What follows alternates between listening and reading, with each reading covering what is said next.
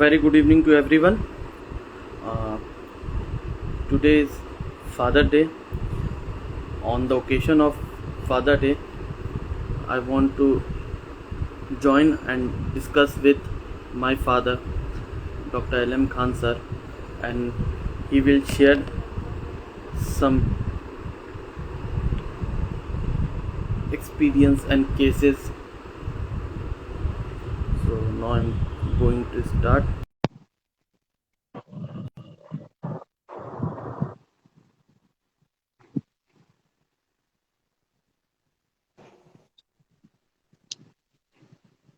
Camera.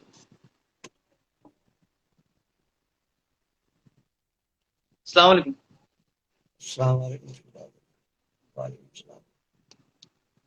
आज 19 जून है और आज के दिन फादर्स डे है और इसी पे और एवरी संडे मैंने स्टार्ट किया है एक नया Instagram session live discussion every Sunday 8 बजे हर संडे को मैंने ये स्टार्ट किया है। तो आज मैं कुछ चाहता हूं कि आप डिस्कस करें और शेयर करें हम लोग के साथ। जैसे कि आज के क्लिनिक में हम लोग ने केसेस देखा है। नक्स वोमिका का नॉन हॉजकिन लिम्फोमा का केस था जो मैंने कुछ क्लिप बना के मैंने शेयर भी किया आज।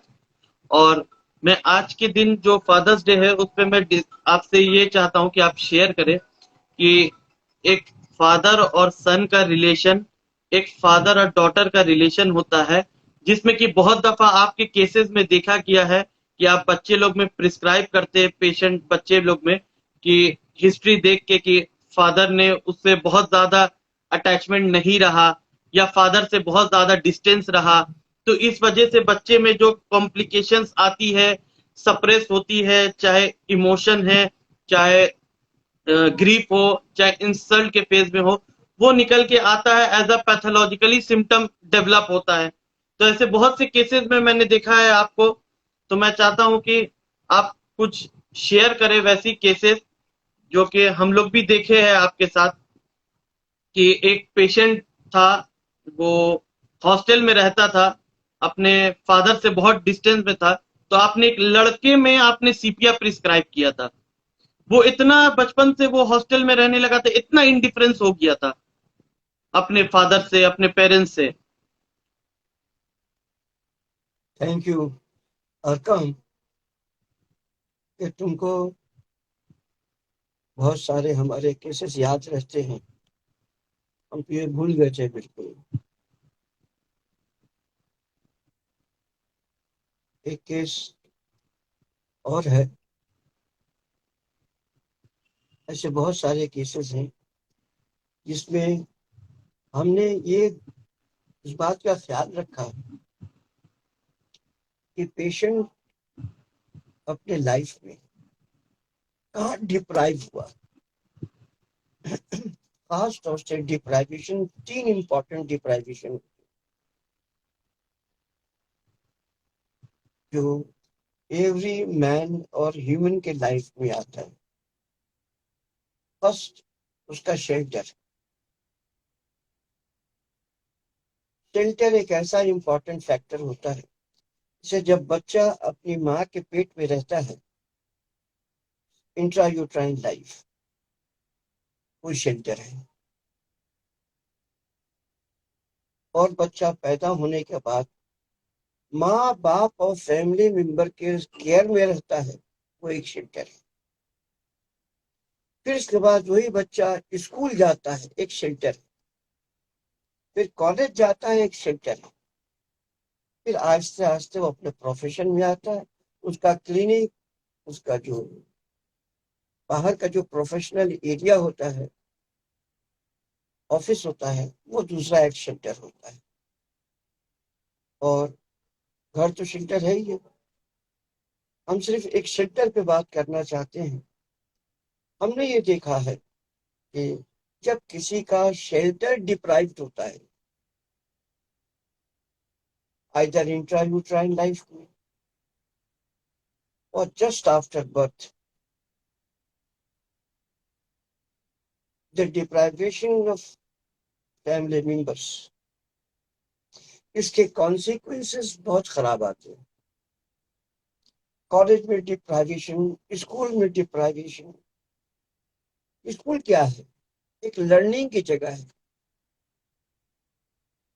एक ऐसी जगह है जहां जाके बच्चा अपने आप को सेफ महसूस करे। लेकिन आज के जमाने में स्कूल वालों का इतना अच्छा एटीट्यूड नहीं है कि बच्चा वहां जाके अपने आप को सेफ महसूस करता है, शेल्टर महसूस करता है। कॉलेज का भी यही हाल है। कॉलेज में उसके जो सराउंडिंग्स के जो स्टूडेंट है, उसके साथ उसका डिस्प्यूट, टीचरों के साथ डिस्प्यूट, टीचरों का जो एटीट्यूड होता है स्टूडेंट की तरफ, जस्ट लाइक ए फादर, वो डिप्राइव हो जाता है। बच्चा ये सोच के चलता है कि I am going to towards the one substitute of my life, substitute of my father. But that was not fulfilled. Examiner, he thinks is like my father, but deprive होता है एग्जामिनेशन हॉल। तो being a teacher मैंने ये भी देखा, और इन चीजों पे मेरी बहुत नजर रहती है। उसके बाद डिप्राइवेशन उसकी प्रैक्टिकल लाइफ में आती है। डॉक्टर है तो उसका क्लिनिक, प्रोफेशनल है तो उसका ऑफिस, यहाँ भी बहुत तरह की डिप्राइवेशन होती है। एक कॉलेज की ये जो ऑफिस की डिप्राइवेशन की बात यहाँ हम आपसे करेंगे। हर एरिया में बहुत सारे केसेस हैं हमारे। एक चंद साल से एक साहब है, उनको होम्योपैथिक पे थोड़ा भरोसा आ गया, पहले नहीं था। तो वो क्लिनिक में आते हैं, और जैसे ही आते हैं उनको बड़े जोरों का यॉर्निंग होता है। ऐसा लगता है कि फट के अंदर से यॉर्निंग बाहर आ जाए, ऐसे करके दबाते हैं। कुछ दिनों तक उनका ट्रीटमेंट चल रहा था, एक वार्ड्स था। लेकिन ये अटैक जो है यॉर्निंग का, ये बड़ा वायलेंट था। उसके बाद जब उन्होंने वार्ड्स निकल गया, खत्म हो गई, कुछ छोड़ भी दिए आना। लेकिन चंद दिनों पहले वो फिर वापस आए, और ये भयानक बड़ा सीवियर एक yawning था। You know one thing, that yawning is one of the important concomitant for prescribing. उनको इस केस में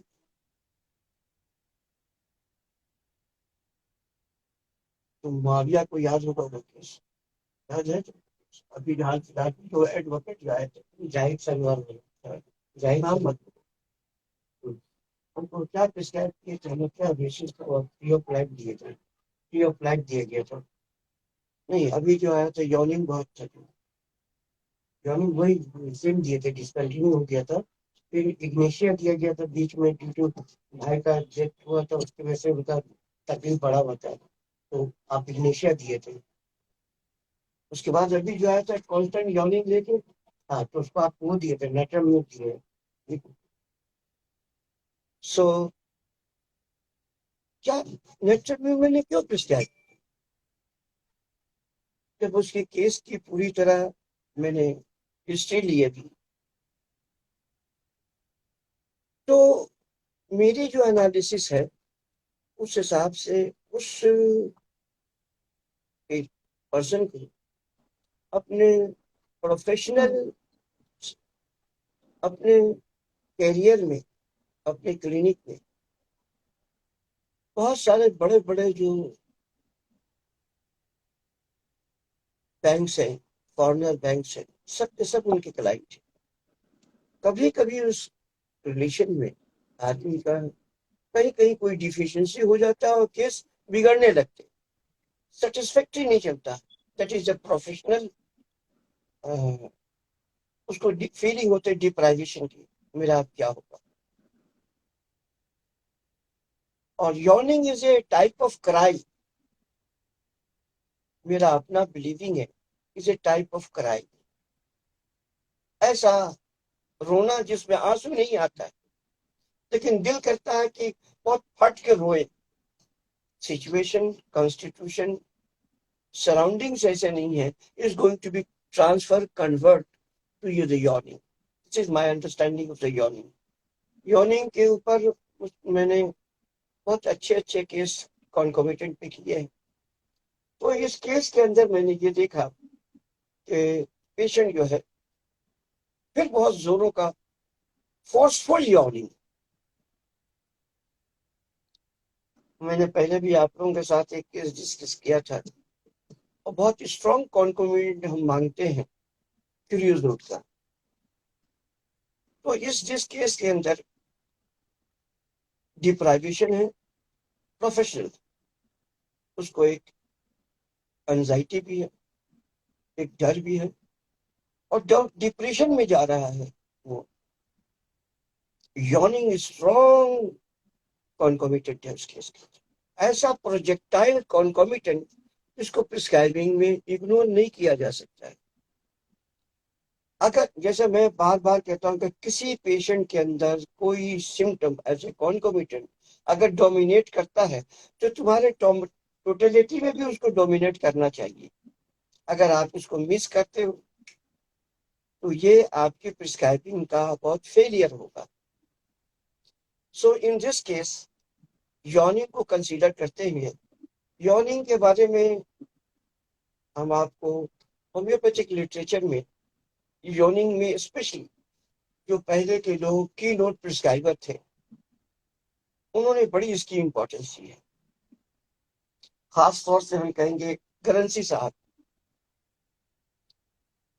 फ्यू मेडिसिन हम जिसको बहुत इंपॉर्टेंट मानते हैं as a concomitant to the yearning, स्पिनेट्रम भी है, especially the female cases when the involvement of the female genitals, especially related to the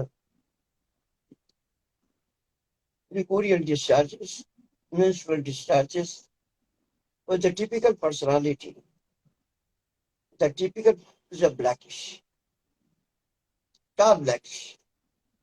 ये जो कॉन्स्टिट्यूशन को हम कंसीडर करते हैं, it is as a physician, as a student of homeopathy, I following my empiric temperament. No, it's better to follow that. There is a two important factor, empiric and rational.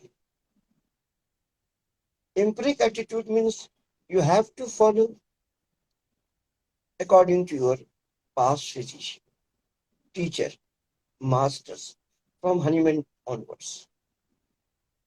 और ज्यादा importance दिया जाता है clinical field को एम्पिरिक में। मैं अपनी कोशिश की है, मैंने अपनी जिंदगी में कि जिन लोगों से मैंने सीखा वो सब के सब एम्पिरिक फिजिशियन थे। खासतौर से मुजुमदार साहब तो बिल्कुल इतना क्वालिफाइड होने के बावजूद भी। सो आई प्रिस्क्राइब नेट्रम। नेट्रम के प्रिस्क्रिप्शन में एक चीज बहुत ध्यान दीजिएगा आप लोग, नेट्रोम्यूट सबके सामने रो नहीं सकता है। रोने के लिए कहीं कोना चाहिए, किनारा चाहिए, दो आंचल चाहिए। ये नेट्रोम्यूट है।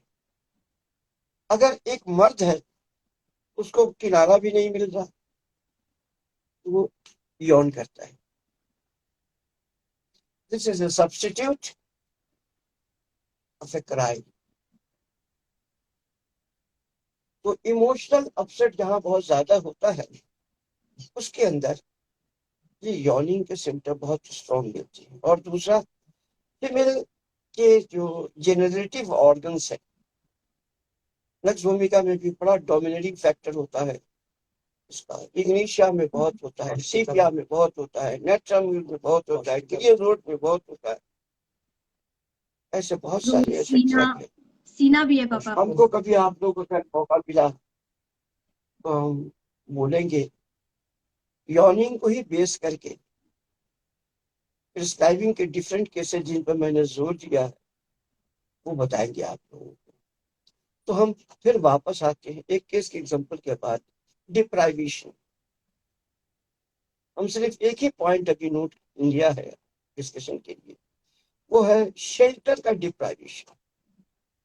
शेल्टर में क्या बोलते हैं उसको, डिसअपॉइंटमेंट। शेल्टर के अंदर, उसके अंदर शेल्टर से उसको केयर नहीं मिलता, शेल्टर से ही उसको एक लाइफ के अंदर बड़ा सस्पेंस डेवलप हो जाता है। तो ये starting from mother's home to the offices. एक टीचर है तो उसके लिए भी उसका स्कूल जो है एक शेल्टर है। फाइनेंशियल शेल्टर तो वहीं से मिलता है। एक बिजनेसमैन है, उसका फाइनेंशियल शेल्टर कहाँ से मिलता है? उसके ऑफिस से मिलता है। तो हम लोगों को अपने लाइफ में खास तौर से ये जो इंस्टिंक्ट है लाइफ का, शेल्टर, उसको बहुत अच्छे से कंसीडर करना चाहिए। आप लोग जल्दी जल्दी केस के अंदर उसको, उसकी रूह को लॉस कर देते हैं। द स्पिरिट ऑफ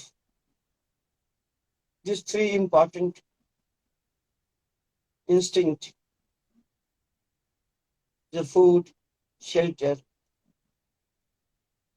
मेरा अपना ये सोचना है कि अपने केस टेकिंग के अंदर इन चीजों को बहुत अच्छे से एक्सप्लोर करना चाहिए।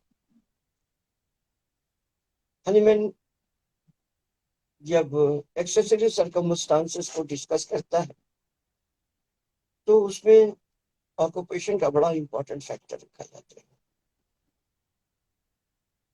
आप ये जो 7 फैक्टर हैं, फिर उसके बाद एटसेट्रा है, 7 फैक्टर के अंदर आपको देखिएगा तकरीबन चीज जगह में शेल्टर की बात है।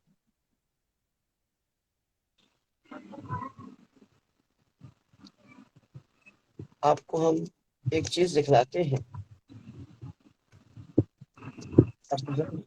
6 5 अपॉरिज्म 5 5 एंड 7, 5 ही निकालो पहले। Accessory circumstances. हाँ, स्टार्ट होता है, पहला स्टार्ट होता है किससे? Physical constitution. Ascertainable physical physical constitution, ऐसा फिजिकल कॉन्स्टिट्यूशन जो आप अपने मनगढ़ंत नहीं बनाए, हकीकत में है। और वो हकीकत कहाँ से डेवलप हुआ है? इंट्रायूट्राइन लाइफ से। वो उसके बाद जब वो दुनिया में बच्चा आता है, एक फिजिकल कॉन्स्टिट्यूशन आइदर डिफेक्टिव और हेल्थी लेके आता है। उसके बाद दूसरा क्या है?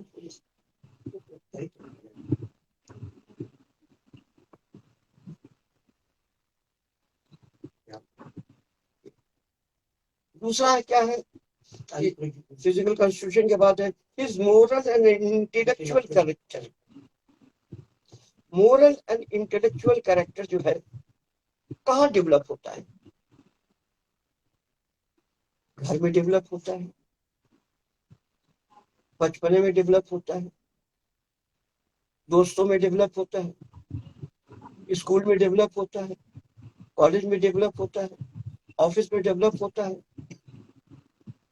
इससे बहुत सारे जिन चीजों का मैंने बात, ये मोरल एंड इंटेलेक्चुअल जो आदमी का डेवलपमेंट है, इन जगहों का बहुत इम्पोर्टेंट इम्प्रेशन रहता है। दूसरा इसमें देखिएगा मोरल एंड इंटेलेक्चुअल के बाद वो हिज ऑक्यूपेशन, जैसा मैंने कहा शेल्टर ऑक्यूपेशन एक centre, mode of living and habits, कहाँ रहता है वो, किस जगह रहता है, उसके सराउंडिंग्स क्या है, उसके लोगों के अंदर वहां का एक आबोहवा कैसा है। अगर करप्ट है तो पेशेंट बचना उससे बहुत मुश्किल होता है। The influence of the surrounding is going to be demoralize. उसके बाद आता है सोशल एंड डोमेस्टिक रिलेशन। ये बड़ा, अभी मैंने जितनी बात सोशल एंड डोमेस्टिक, घरेलू और सोशल जो रिलेशन है एक दूसरे का, उसका डिप्राइवेशन। और भी बहुत सारे ऐसे एज है, सेक्सुअल फंक्शन है। हाँ। कहने का मेरा मतलब है कि जब आदमी का अपना शेल्टर डिस्टर्ब हो जाता है, हम लोग बहुत कम लोगों को मैंने देखा है अपने केस टेकिंग के अंदर इस शेल्टर को बहुत ज्यादा एक्सप्रेस करते बोलते हैं। और बहुत जगह प्रिस्क्राइबिंग जो है एक वही होती है, जैसे जैसे सोशल एंड डोमेस्टिक रिलेशन की बात हम बताते हैं।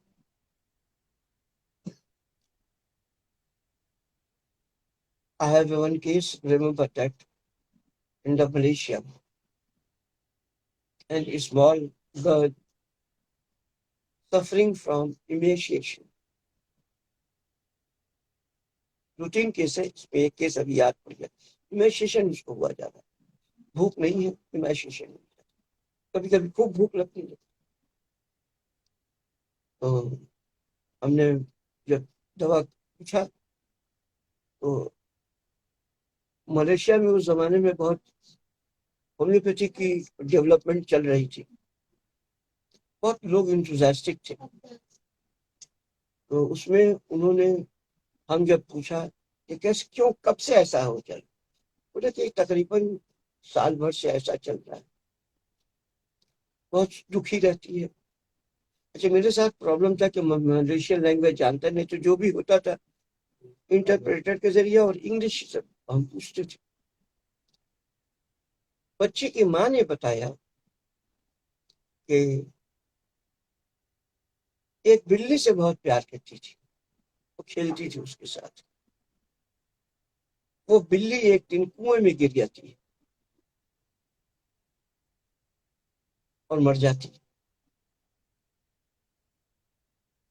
बाहर जब निकाला जाता है, देखती है ये, बहुत गहरा सदमा पड़ता, बहुत ज्यादा।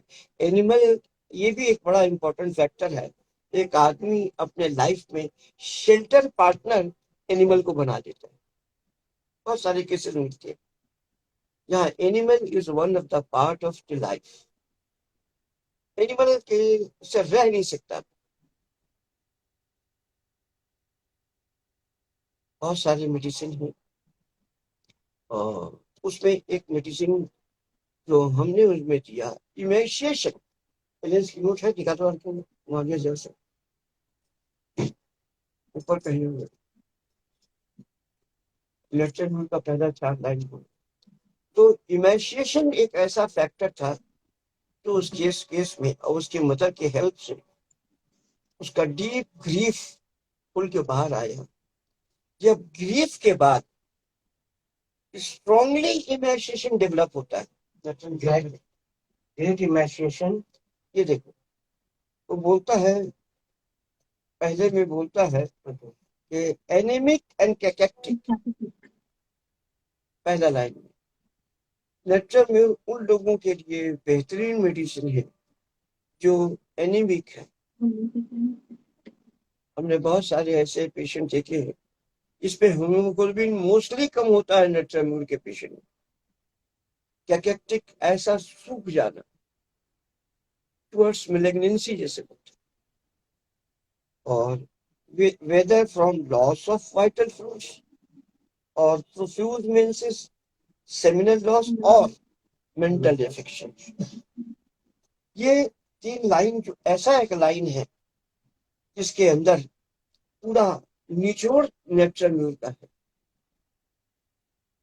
और हम लोग उसके बाद मैंने इमेशिएशन को, कैकेक्टिक कॉन्स्टिट्यूशन को with emotional disturbance, emotionally deprivation को कंसीडर करते हुए हमने नेट्राम्यूल दिया था। और नेट्राम्यूल के बाद उसको शायद उस जमाने में हम 200 से शुरू किया था और 10 तक गए थे। वो वेट पुट होना शुरू हो गया, भूख लगने लगी अच्छे से, और उसके जितना जो ग्रीफ का इफेक्ट था, जिस emotional attachment, homeopathic medicine is gradually going to produce some substitute, and that substitute, she is going to love the mother more than any animals. एक बहुत अच्छी बात हुई। और इसमें अगर आपके अंदर दिमाग में ये बात नहीं रहे कि डिप्राइवेशन जो है, स्पेशली शेल्टर का, बड़ा इंपॉर्टेंट फैक्टर रहता है। आर्सेनिक के केस में, आर्सेनिक में आर्सेनिक के केस में भी उसके अपने किसी साथी के मौत का बड़ा भयंकर इफेक्ट होता है।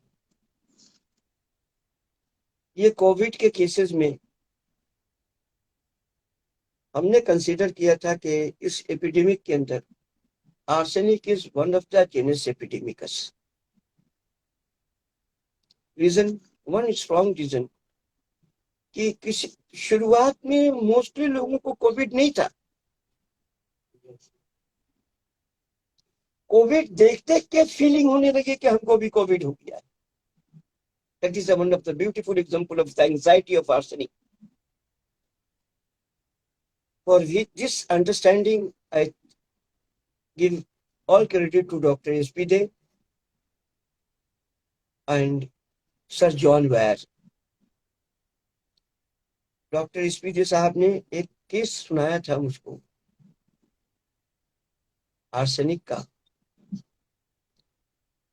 सर जॉन वार का बोला हुआ। जॉन वेयर जैसा प्रिस्क्राइबर जवाब नहीं होता। One of my very beloved, बहुत चाहता मानता हूं, उनकी एक एक आर्टिकल को कई कई दफा पढ़ता हूं।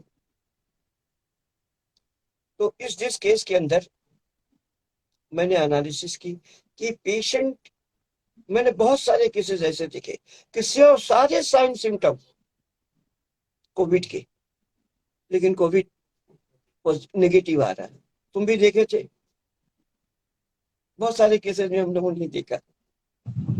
एंड आर्सेनिक कभी भी एक दोस्त उसका, साथी उसका, एक रिलेटिव उसका कोविड में मर जाता है।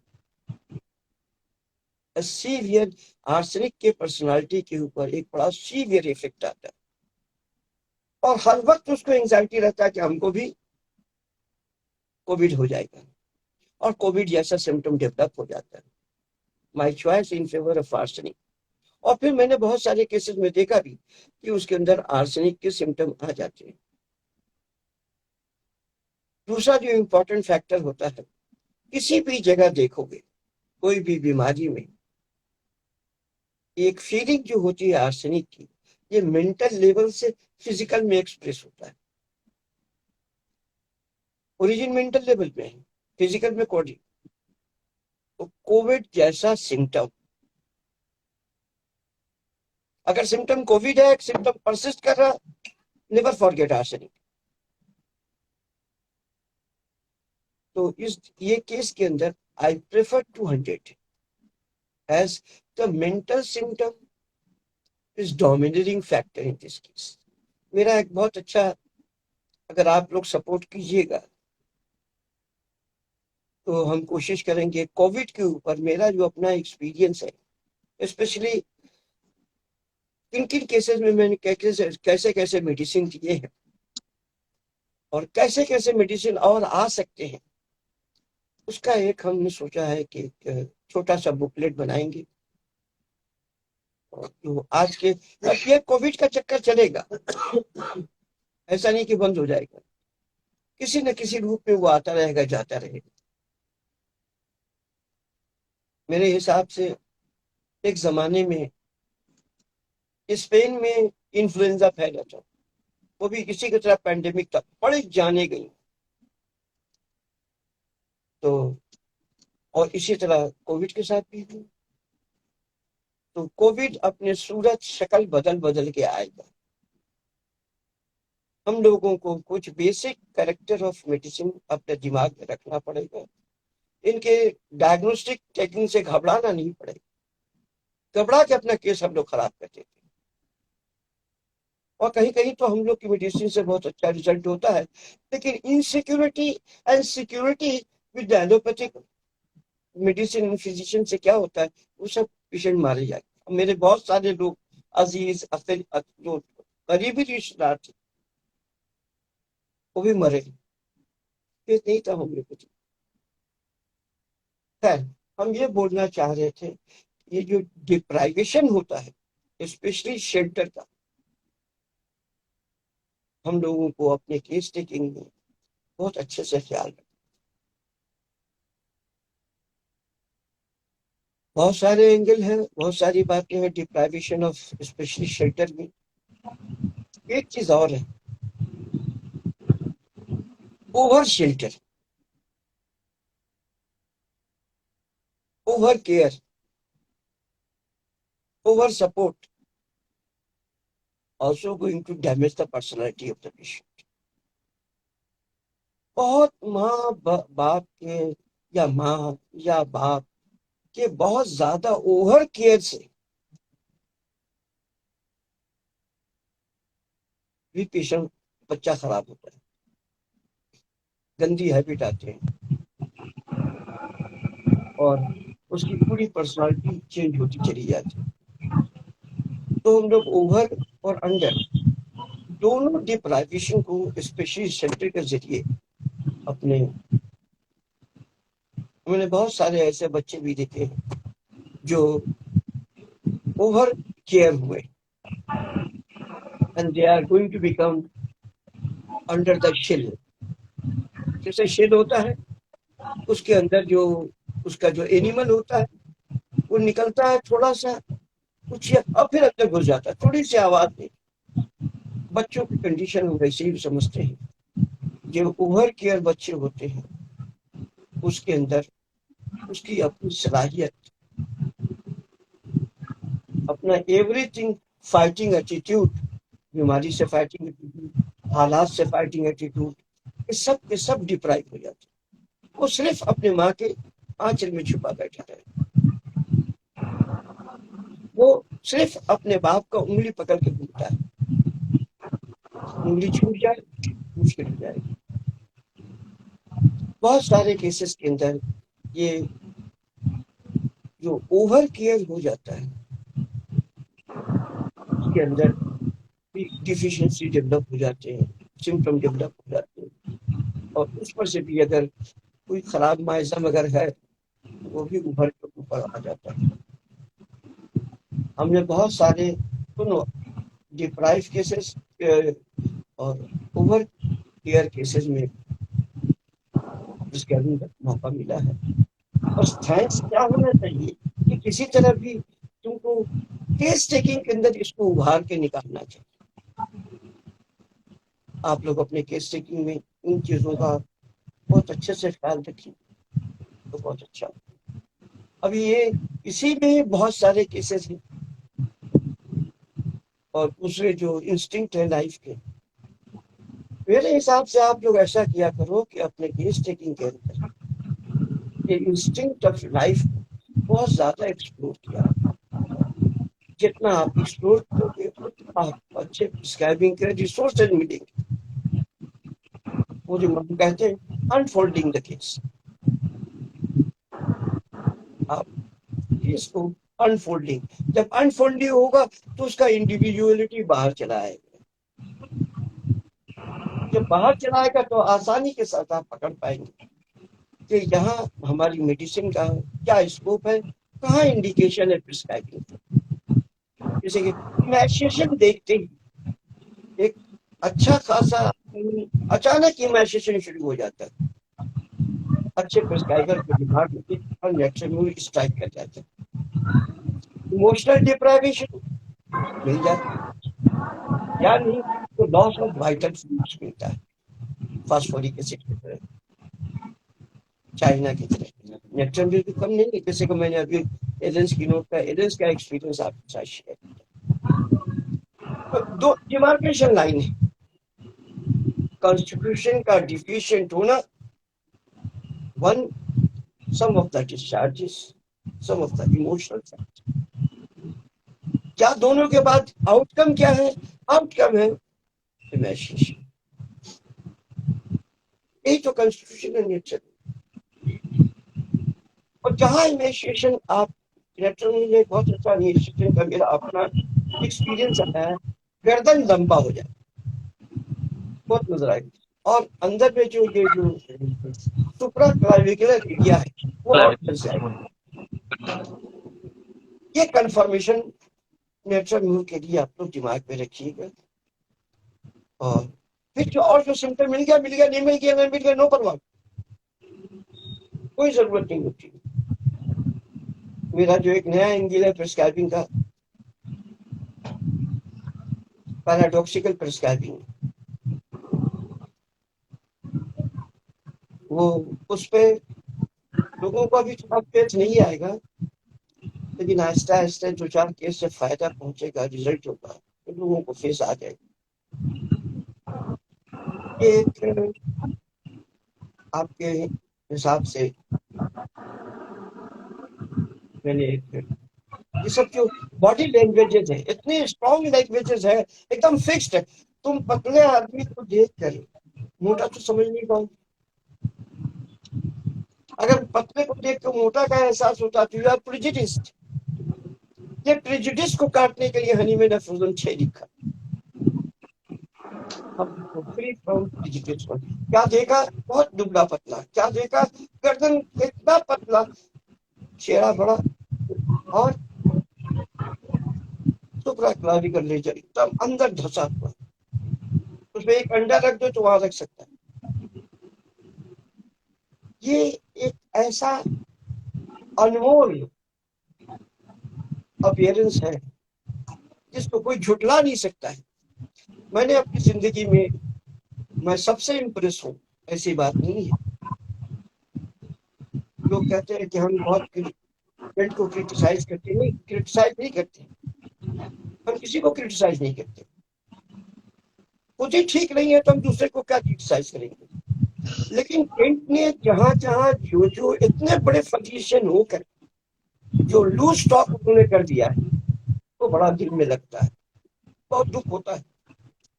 आज भी केंट के मटेरिया को बहुत अच्छी तरह से हम पढ़ते हैं। आज भी दोपहर में हम पढ़ रहे थे।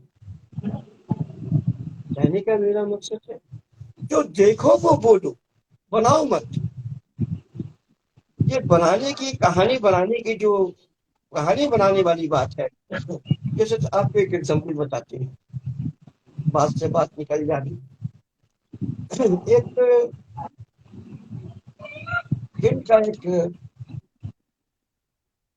एक्सपीरियंस है कि कभी भी सर में चोट अगर लग जाए, उसके बाद कॉन्सिक्वेंसेस भी आए, तो उसमें वो नटम शब्द थे। और 4 मेडिसिन कहाँ गया? वो अपने खुद केंट के रेपर्टरी में, हेड में जाके इंजुरी में देखो, 4 और मेडिसिन को आपने इंपॉर्टेंस क्यों नहीं दिया? एक अगर दिया तो उसका कॉन्कोमिटेंट क्यों नहीं दिया? आपने सारे दुनिया वालों को बता के, मैंने बहुत सारे ऐसे सिंसियर और सीरियस फिजिशियन को देखा है, माथा चोट लगे थे, सर पे चोट लगा था, नेटम कुछ कुछ देते नेटम सर। अरे बाबा, इंडिकेशन क्या था? इसी तरह का एक और भी बड़ा कमजोर बात है कि sensitive to touch, heart pressure relief. और जो 4 ड्रग है उसका क्या करोगे? क्या करोगे तुम? क्यों? उसके अंदर इंडिकेशन नहीं है। हम लोग ऐसी बात का, इसलिए थोड़ा सा केंट से मुझको बहुत दुख होता है। सारे के सारे तुम्हारी पर्सनालिटी के पूजा करने वाले लोग, इसीलिए कहा जाता है एक्सपीरियंस की पूजा करो, पर्सनालिटी की नहीं। पर्सनालिटी में बहुत सारी गलतियां होती, कोई गलती को लेकर हमको एक केस याद है कि अपना एक क्रिकेट का अच्छा प्लेयर था, उसको क्रिकेट के बॉल से सर में लग गया, उसके बाद से माइग्रेन होना शुरू हुआ और दूसरे एक बॉडी में। उस जमाने के जो सबसे टॉप मोस्ट फिजिशियन थे बंगाल में, उनके पास गया। उन्हें वही बहुत स्ट्रॉन्ग कैंटेनियन थे, उन्होंने उनको नट्टन दिया, सॉरी नट्टन सल्फ दिया। कम से कम 1.5 साल तक वो इलाज कराते रहे। थोड़ा बहुत ऊंच नीच होता था लेकिन पूरी तरह ठीक नहीं हो पा रहा था। तो एक दिन वो मेरे पास आ गए, तो उन्होंने उनको समझाया कि देखिए आपको तो मैंने देखा है हमारे गुरु के पास बैठे हुए ट्रीटमेंट कराते हुए, आप हमारे पास क्यों होते, हमें जो हैसियत ही क्या है उनके सामने। तो उसे बहुत हंस के जवाब दिया कि हमने आपके बारे में सुना है, हम 1.5 साल से इलाज करा रहे, एक में नहीं जा रहा है, तो अगर आप देख लोगे, देख लो, नहीं ठीक होगा तो फिर हम उनके पास जाएंगे। मेरा दिल है ऐसा। मैंने बात रख ली और रखने के बाद मैंने आर्मी का मोन्टाना किया। I never follow Kent, never follow, because अगर वो होम्योपैथिक फिलोसफी पे प्रिस्क्राइब करते जरूर फॉलो करते। हमने क्या देखा तो वो आदमी जब तक हमसे बात करता रहा, मुस्कुराता रहा और हंसता रहा, which is not found in a case of the nut himself. Never. ये जो एक रिश्ता होता है कॉज एंड इफेक्ट का, एक ऐसा नॉन लीनियर रिश्ता होता है प्रिस्क्राइबिंग का। ट्रॉमा है, ट्रॉमा विथ चेयरफुलनेस, आर्मी का मोन्टाना। नट सेल्फ ट्रॉमा हिट और चेहरा जो होगा उसका बहुत ही ग्रीव्ड, सुखा हुआ, मायूस। ये जब तक नहीं आएगा नटन सेल्फ नहीं दिया जाता है। तो एक कॉज के साथ उसका एक कॉन्कोमिटेंट होने से एक नॉन लीनियर रिलेशन बन जाता है, वो प्रिस्क्राइबिंग का प्रिस्क्राइब होता है। ठीक इसी तरह एक बहुत सा कॉमन बात फैला हुआ है, कोई sensitive to touch, relief heart patient. हमारे एक सीनियर भी हैं, उन्होंने भी एक दिन ये सीन एक हमको सुनाए, हम चुपचाप सुन लिया। सीनियर लोगों का हम बहुत एहतराम करते हैं, चुप रह जाते हैं लेकिन हम इसके फेवर में नहीं है। एलेंस की नोट के अंदर जो मेटेरिया मेडिका की ब्यूटी है वो एलेंस की नोट के अंदर है। आप लोग देख लो चाइना के चैप्टर में, पेन लाइटेड टच। हाँ बोलो। हाँ, हम आपसे एक बार पूछे थे कि पापा what is the difference between repertory and materia medica, तो आप कहे थे कि हम ये नहीं बताएंगे कि क्या है, तुमको डिसाइड करना है कि क्या बेटर है, रेपर्टरी मेटेरिया। हम तुमको एक शॉर्ट डिफरेंस दिखा देंगे। तो आपने दिखाया मुझे यही heart pressure and touch, relief by heart pressure and aggravation touch. तो उसमें आपने दिखाया कि एलेंस की नोट में देखो, आपने चाइना में दिखाया था कैप्सिकम एंड प्लम्बम, और ना हार्ट प्रेशर में ना टच एग्रीवेशन में, दोनों जगह केंट के रिपर्टरी में कैप्सिकम का जिक्र ही नहीं है। और केंट अपने राइटिंग में 4 ड्रग लिखते हैं, लैकेसिस, मर्कूरियस, फास्फोरिक एसिड, चाइना, जिसमें कि फॉस्फोरिक एसिड एम्लोरिएशन में, हार्ट प्रेशर एम्लोरिएशन में इटैलिक में है लेकिन टच में नहीं है। ये खुद उनकी राइटिंग में है लेकिन आप उन्होंने केंट में खुद नहीं लिखा, इसको नहीं दिया। और एलेंस की नोट में कैप्सिकम और प्लम्बम का वहां पर किसी में है नहीं, तो आपने दिखा दिया ये डिफरेंस है।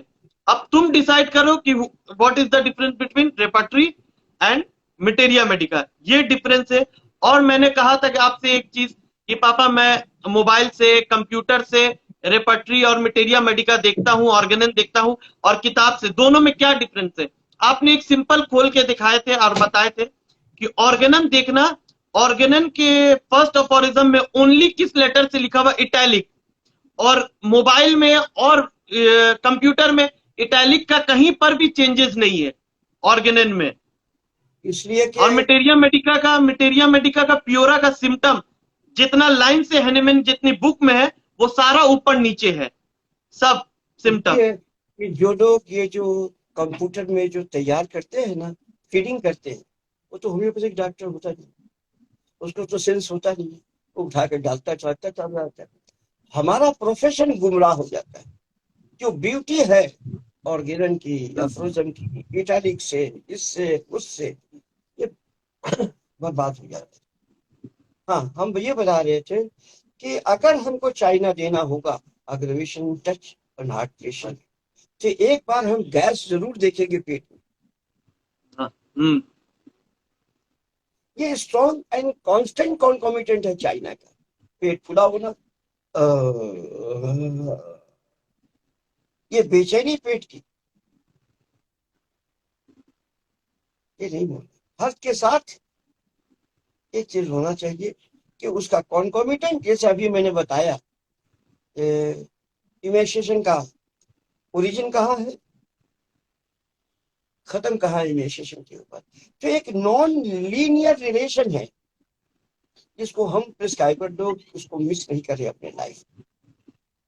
इसलिए जो लोग भी, हमको बहुत सारे लोग पेट की ये केसेस पढ़ के हमको सुनाते हैं और बताते हैं कि ऐसा हमने भी किया, ऐसा हम नहीं कुछ बोलते, चुप रहते। नेक्स्ट सर मैंने हेड के इंजरी में दे दिया। मैं एक रिक्वेस्ट करूंगा all the professional colleagues that आप लोग किसी की भी बात को कॉन्कोमिटेंट पे डिसाइड करके अपने की नोट में लिखा करो। अपने की नोट की प्रिस्क्राइबिंग के अंदर एक कॉन्कोमिटेंट, एक ओरिजिन का एक रिश्ता जो बीच का है, इसको हम लोग फिजिक्स के लैंग्वेज में नॉन लीनियर रिश्ता कहते हैं, लेकिन नजर नहीं आ रहा। हनीमैन ये नॉन लीनियर रिश्ता, जिसको उन्होंने कहा डायनामिक इन्फ्लुएंस, ये ऑर्गेनन के इसमें फुट नोट में बहुत शानदार दिया था, 11 का फुट नोट। ये पहली दफा ऑर्गेनन को अगर बहुत जुस्तजू से पढ़ोगे, बहुत दिल लगा के, तो ऐसे ऐसी चीजें सुनने को मिलती है, पढ़ने को मिलती है, समझने को मिलती है। लोग तो पहले डिसाइड कर देते हैं कि ये जो ऑर्गेनन है उसमें प्रिस्क्राइबिंग नहीं है। अरे अंग अंग उसका प्रिस्क्राइबिंग का है। Dynamic effect of the sick, dynamic effect है जो कॉज से इफेक्ट में एक रिश्ता देता है। हनीमैन में इसमें बहुत अच्छे अच्छे एग्जाम्पल दिए हैं।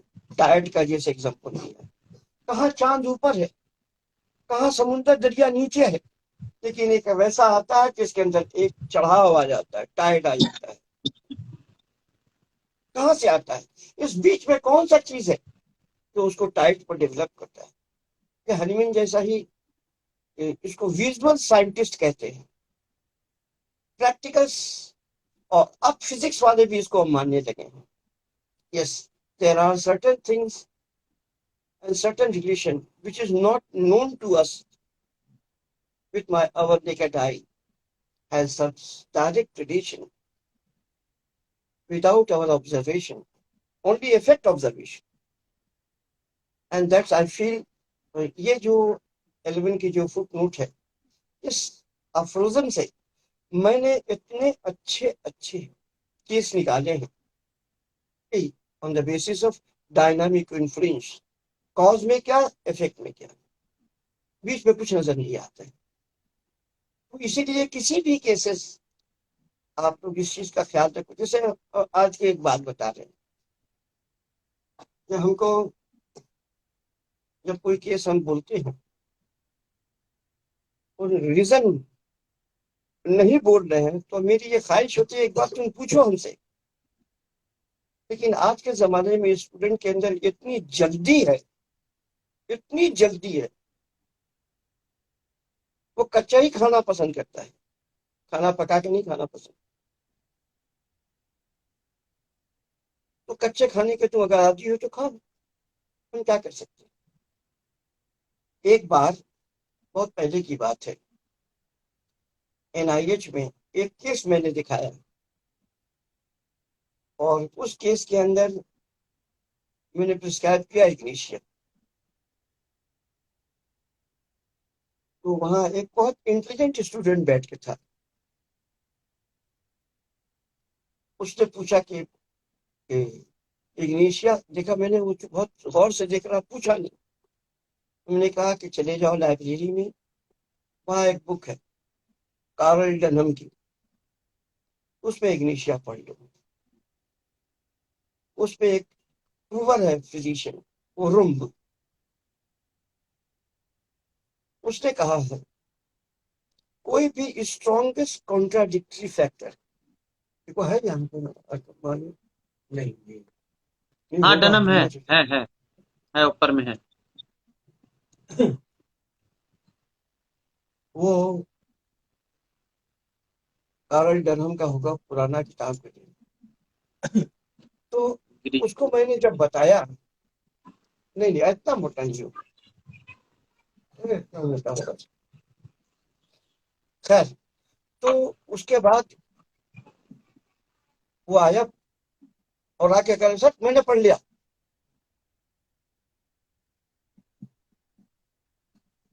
हाँ, ये देखो इग्निशिया में पढ़, ये एक ऐसा सिम्टम है, अगर हम किसी चीज को तुमको रेफरेंस दे रहे हैं, तो उस रेफरेंस के साथ उस आदमी के भी इज्जत रख लो।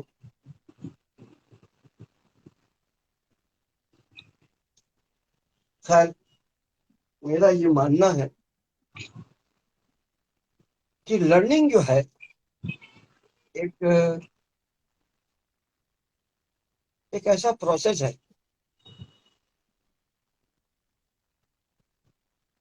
इस पे डिवाइनिटी का बहुत इंपॉर्टेंस है, इस पे ग्रुप का बहुत इंपॉर्टेंस है।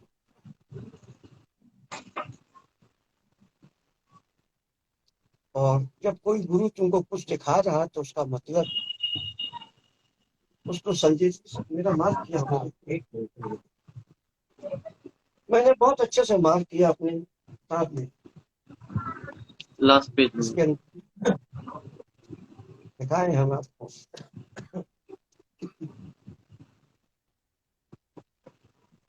इसमें बोल रहे हैं कि 124 पेज इसका बीजन का ये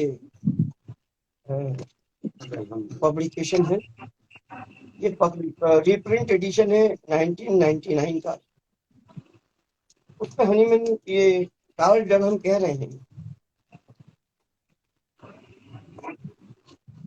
डॉक्टर वोन का एक, in the words of doctor Von, the whole character, my friend, the whole character, the whole ignitia means the whole characteristics of the ignitia may be expressed in 2 words. बस 2 word अगर आपको समझ में आ जाती है तो आप इग्निशिया समझ गए। इसमें उनका दिया है, एक जर्मन लैंग्वेज लिखा हुआ है, उसमें कहते हैं, बहुत अच्छे से उसका तो प्रोनाउंसिएशन नहीं हो सकता है मुझसे, आप लोग देख लीजिएगा। उसके बाद उसकी इंग्लिश ट्रांसलेशन है एक्सेसरी और कॉन्कोमिटेंट फेनोमेना, ऐसा फेनोमेना जो एसोसिएटेड फेनोमेना है और विच आर ऑलवेज कॉन्ट्राडिक्ट। यहाँ हंसने की बात है वहां रो रहा, जहाँ चलने से दर्द बढ़ना चाहिए वहां चलने से आराम मिलता है, वहां खांसने से आदमी को खांसी में कमी होती है और ज्यादा खांसी बढ़ती चली जाती है। ये जो कॉन्ट्राडिक्टरी फैक्टर है, विच आर कॉन्ट्राडिक्टरी और इनकॉन्सिस्टेंट, एक दूसरे से मिलाप नहीं रखता है, एक दूसरे के साथ उसकी कोई कनेक्शन नजर नहीं आती। ये दो कैरेक्टरिस्टिक ऐसा है जिसे पूरा इग्निशिया आप प्रिस्क्राइब कर सकते और इग्निशिया का जितना सिम्टम आप पढ़ते हो, ठीक है, लेकिन एक प्रूवर, मास्टर प्रूवर अपनी बारे में कह रहा है। और ये वुर्म की बहुत सारे ऐसे प्रूविंग के सिम्टम मैंने नोट किए हैं, बड़ा यूजफुल होता है और बड़ा अच्छा ऑब्जर्वर चाहिए आदमी। तो हम ऐसे केस में बहुत सारे केसेस इस ऑड सिचुएशन में, हमारे एक टीचर थे, प्रैक्टिस ऑफ मेडिसिन में उनका जवाब नहीं चला, डॉक्टर पीसी दास नाम था, उनकी किताब भी है। मैं उनके पास ट्यूशन पढ़ने जाता था, प्रैक्टिस ऑफ मेडिसिन, लाजवाब टीचर था, इसमें कोई शक नहीं। क्लिनिकल भी बहुत अच्छा पढ़ाते थे और थ्योरेटिकल भी। तो हमने एक दिन, मेरी हालत बहुत खराब हो,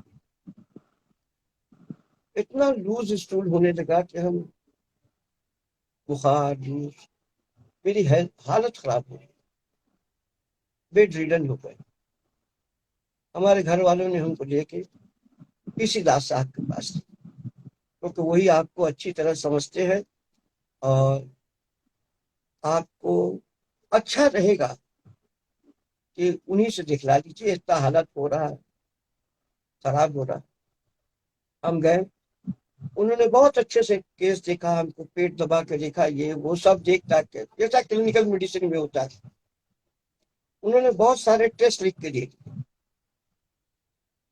उन्होंने कहा एक दिन की बात है, चले जाओ टेस्ट करा लो।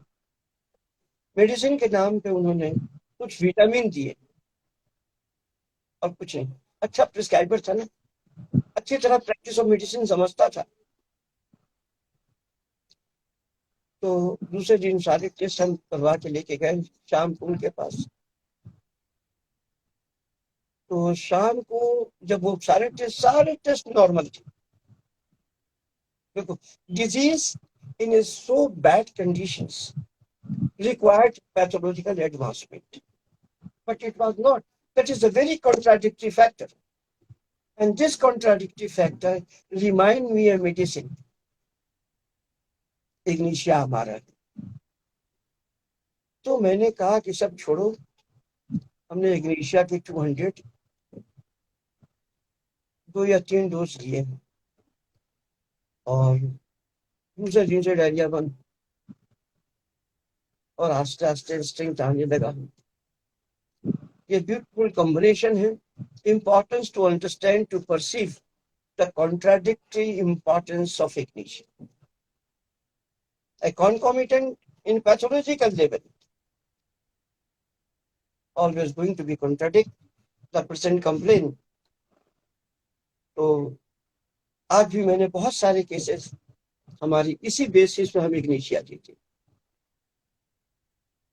आप लोगों को, सारे लोगों को हम ये बता दिया है, आप लोग खुद पढ़ के अपने लाइफ में एक नया और टेक्निकल इग्निशिया डेवलप करो, जो आपके प्रिस्क्राइबिंग के लिए और अपने प्रोफेशन से शेयर करो।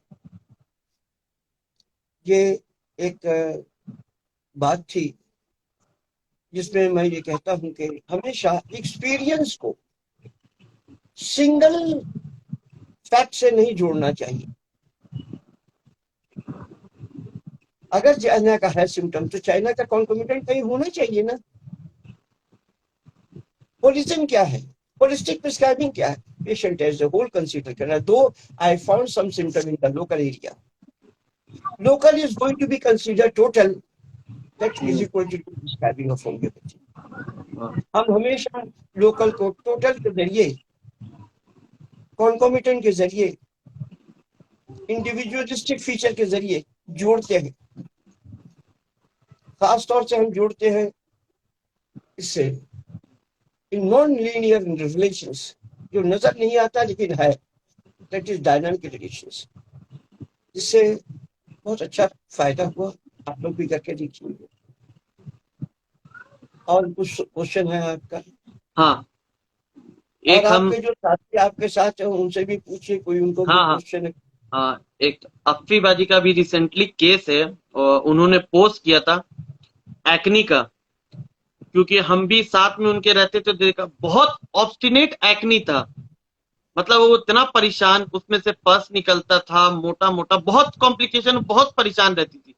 तो अफ्फीबादी ने भी उसे इग्नेशिया दिया था, और वो केस थोड़ा उन्होंने लिख के पोस्ट किया है, लेकिन बहुत लोगों के लिए कंफ्यूजिंग है, वो समझ नहीं पा रहे। बहुत लोगों ने ये भी कहा है कि मेरे लिए इनवॉलेंट्री साई क्या है, वो थोड़ा एक्सप्लेन कर दे। तो अगर उसी केस को अफ्फी जी अगर थोड़ा शॉर्ट टर्म में डिस्क्राइब कर दे, तो वो जो जो लोग देखे उन लोग के लिए इजी होगा समझने के लिए।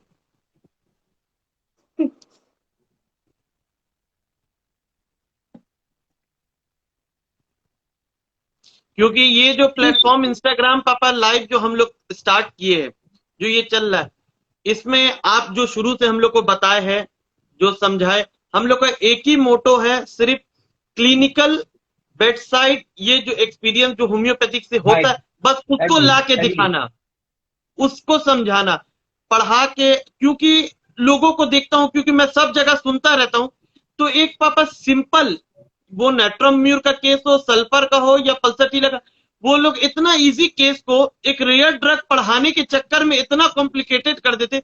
एक सिंपल इग्नेशिया को, एक सिंपल सल्फर को भूल के, क्योंकि आज मैंने नया मेडिसिन पढ़ाया है, इसके चक्कर में एक पेशेंट खराब हो जाती है।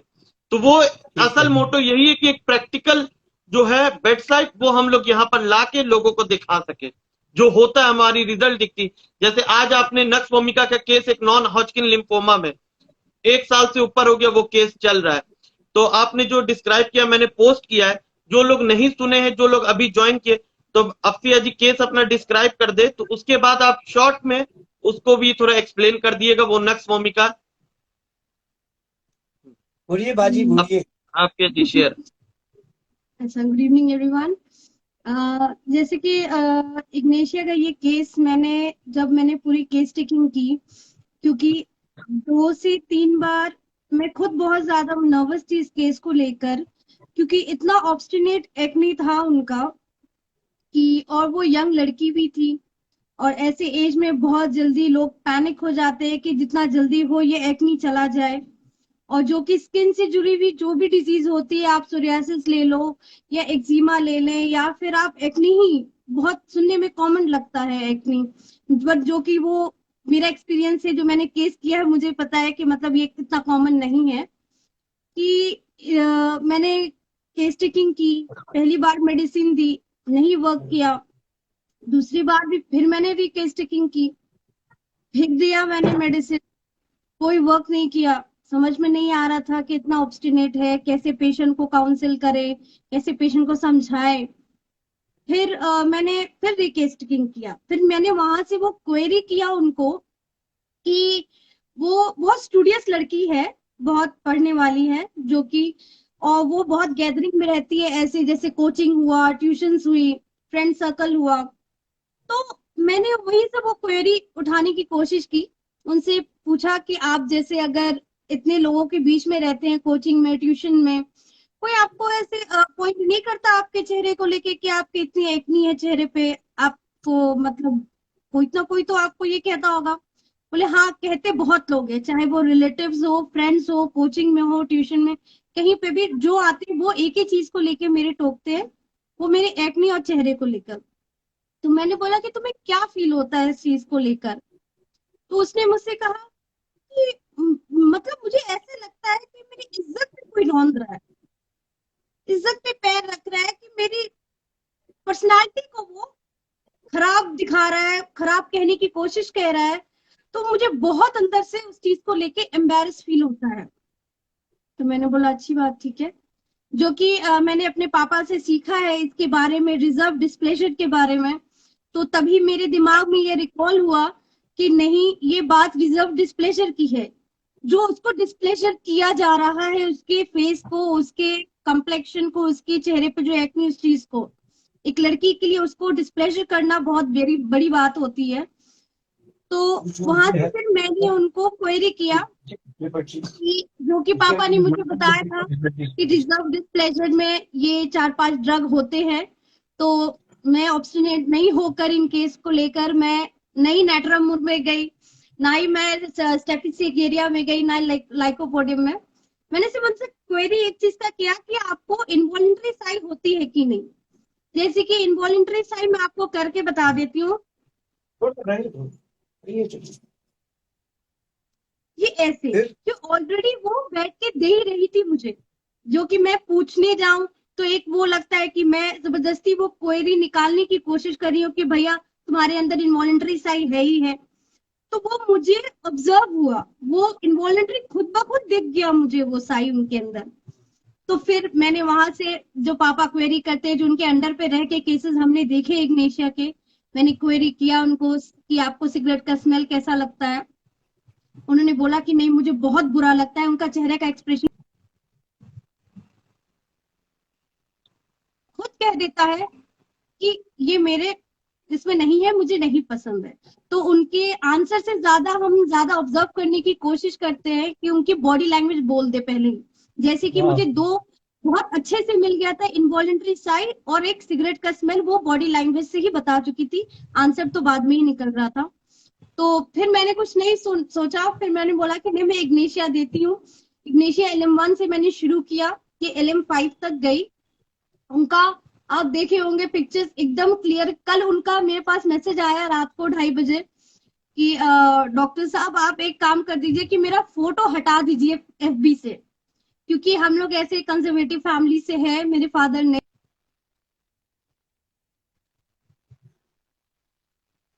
बेटा हटा दो, फोटो हटा दो, मत करें आप मेरा। तो मैंने बोला ठीक है मैं वो ब्लर कर देती हूँ तुम्हारे पिक्चर। तो ऐसे मैंने ये इग्नेशिया दिया उनको।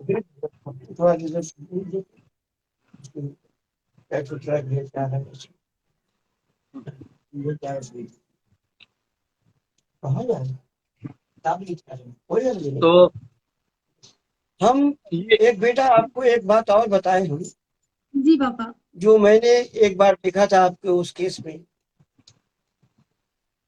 अभी याद पड़ गया हमको। मैंने देखा कि वो लेडी हमेशा रोते रोते हंस पड़ती थी और हंसते हंसते फिर रोने लगती थी, विद आंसुओं के साथ। ये उसका कांस्टेंट फीचर्स था। अपने माँ के एक दिन वो अपने माँ के पास आई थी। हाँ हाँ हाँ। आपको, हाँ, तो हम बैठ के थे उस वक्त, मैंने यही नोटिस किया, हंसते हंसते रो देती है और रोते रोते हंस देती है। Is one of the gain now contradicting factor Ignatia में। of हाँ इग्नेशिया में है पापा। हाँ, डॉक्टर वुम का जो ये इंडिकेशन है, मेरा रिक्वेस्ट है आप तो रिजर्व डिस्प्लेजर के बारे में बोलो। रिजर्व डिस्प्लेजर में कैल्केरिया आता है, हिलर आता है, हाइसमस आता है, इग्नेशिया आता है, मैग्नम आता है, म्यूरिटिक एसिड आता है, प्लेटिना है, पल्सटिला। जल्दी जल्दी थोड़ा ठहर के दूसरे को नोट करने दीजिए। कैल्केरिया आता है, एलिबोरस आता है, हाइसमस आता है, इग्नेशिया है, मैग्नम है, म्यूरिटिक एसिड है, और प्लेटिना है, पल्सटिला, स्टैनम है। एक इसमें मेडिसिन मिक्स हो रहा, दैट इज ऑरम मेटालिकम।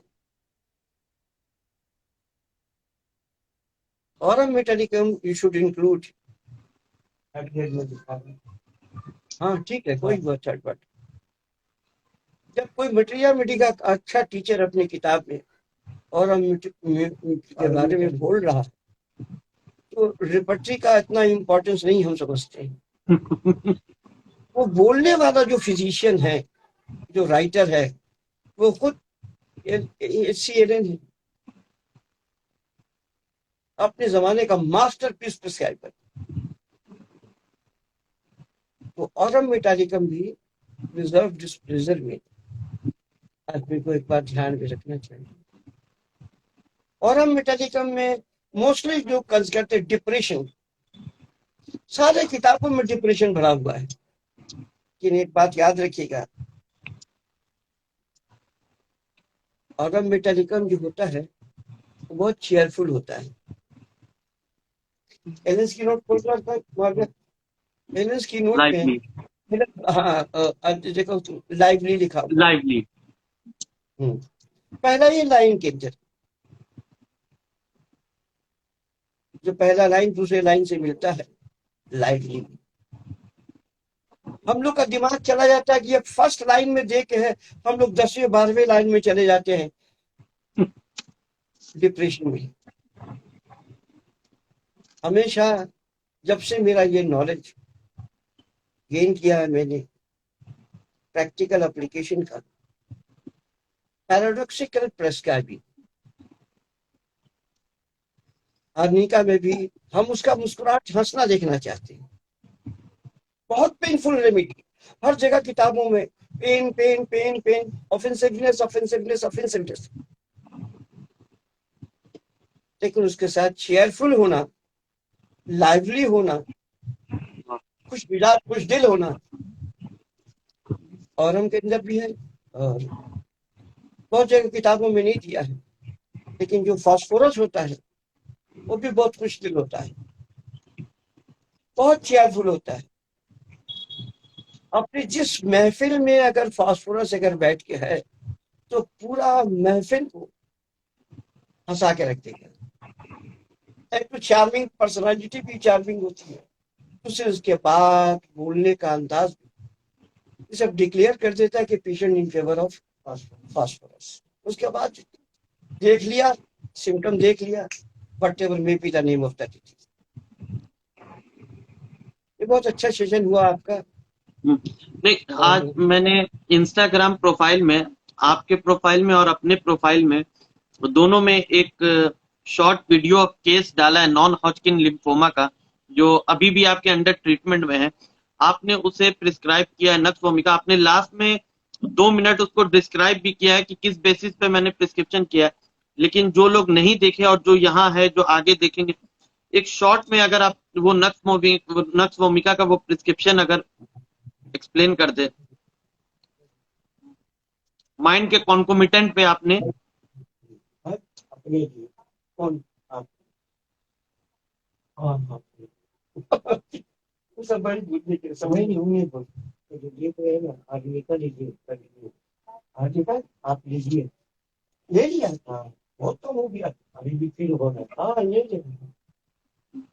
खैर क्योंकि क्योंकि उसमें बंगाली में एक्सप्लेनेशन उन्होंने किया, पेशेंट ने, तो इसीलिए आप थोड़ा उसको हिंदी में अगर एक्सप्लेन कर दे। बात हमने एक्सप्लेन किया है, फिर भी दोबारा कर देते हैं। बात क्या है, सब कुछ को कुछ तो अपीयरेंस में पर्सनालिटी पकड़ लेते हैं हम लोग, और कुछ का मेंटल लेवल में, कुछ का फिजिकल लेवल में।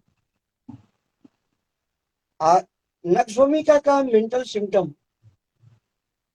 के अंदर एक चीज है, उसने कहा ना, बहुत आके बहुत गुस्सा बढ़ते हम, हद से ज्यादा।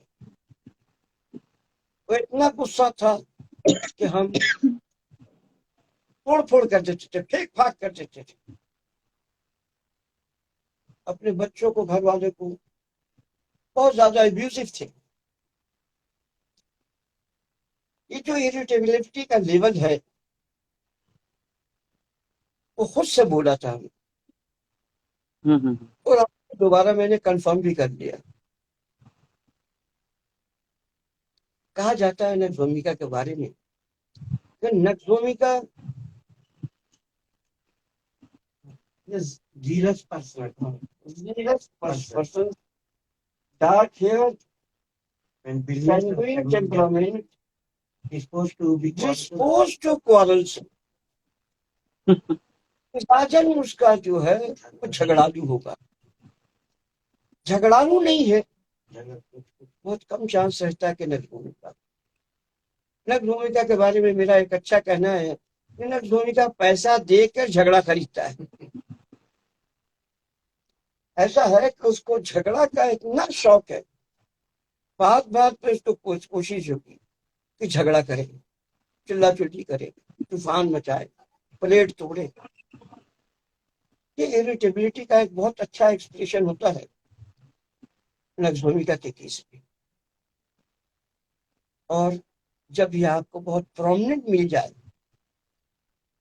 और disease always in the physical level हो,